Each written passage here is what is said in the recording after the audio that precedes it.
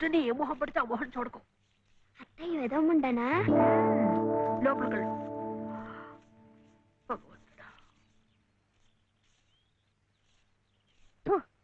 పొద్దున్నే నీకెందుకులే మా పళ్ళు, అవి అక్కడ పడేసి లోపలికి వెళ్ళు. పర్వాలేదు వదినా, ఇందులో తప్పే ఉంది. తప్పే ఉంది అని నిలదీసి అడిగితే నేనేం చెప్పను? నిన్న పొద్దున్నే నీ మొహం చూశాక ఆ పక్కింటి ఆయన కాలు జారిపడ్డాయట.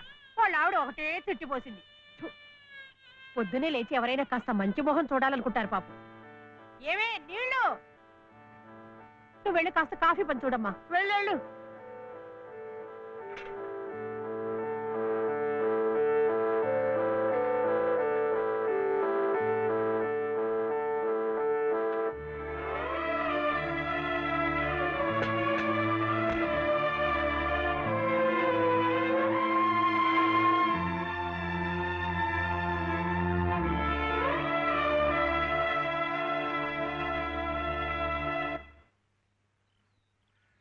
లలితమ్మ గారు, లలితమ్మ గారు, లలితమ్మ గారు.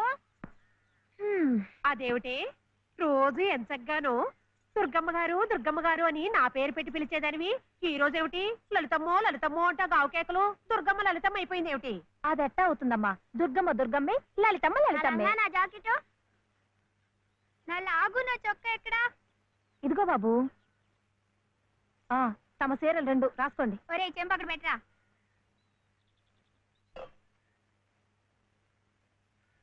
రా బాబు, ఇదిగో మీ అమ్మగారివి 6 చీరలు. ఇదిగో ఉన్నాయి, ఇవి నీ షర్ట్లు నిక్కర్లు, జాగ్రత్తగా పట్టుకెళ్ళు. అమ్మో అమ్మో అమ్మో, ఇన్ని బట్టలే? మొగుడుతో కాపురం చేసే నేనే ఒంటి మీద బట్ట రాటి మీద బట్టతో అఘోరిస్తున్నాను. మొగుడు లేని ఇవిడి గారికి అమ్మా రేవు 6 చీరలే. ఇట ఈ స్త్రీలకి ముస్త్రీలకి ఆయన గారి సంపాదన అంతా తగలేస్తే నేను నా బిడ్డలు అడుక్కు తినాల్సిందే. చిచ్చి, మీ బట్టలే అనుకున్నాను. మీ మనసు కూడా నీరకాయ పట్టి మురికెత్తిపోయింది. ఒక్కసారి మీ ఆయన గారు ఉడకేసి ఇస్త్రీ చేస్తే నా స్వామి రంగా. ఏమిటే గొడుగుతున్నావు? అబ్బే ఏం లేదమ్మా. అయినా మీరు కూడా ఏందమ్మా, దేవుడు ఏదో చిన్న చూపు చూడబట్టి ఆవిడ మీ ఇంటికి వచ్చింది గాని నిన్నటిదాకా ఆవిడ లక్షణంగా బ్రతికిన మనిషేగా. అంటావు మధ్యలో నీ సమయం పోయింది. బట్టలు ఎక్కువేస్తే డబ్బు బాగా గుంజొచ్చని నీ ఆలోచన. ఆవిడ గారి బట్టలకి మీరేం డబ్బు ఇవ్వక్కర్లేదులేండి. పుట్టాడు కష్టంలో ఉంది. ఆవిడికి ఈ పాటి సాయం చేస్తే పుణ్యమైనా దక్కుద్ది. ఆహా, అంత పుణ్యం కావాలంటే నీ కొంపకి తీసుకెళ్లి నెత్తిన పెట్టుకు పూజించు ఈ సంతని. ఆవిడ రావాలే గాని ఆ మాత్రం అన్నం పెట్టలేకపో. మా కొంపలు ఇరుక్కు కావచ్చు కానీ మా మనసులు ఇరుక్కావు.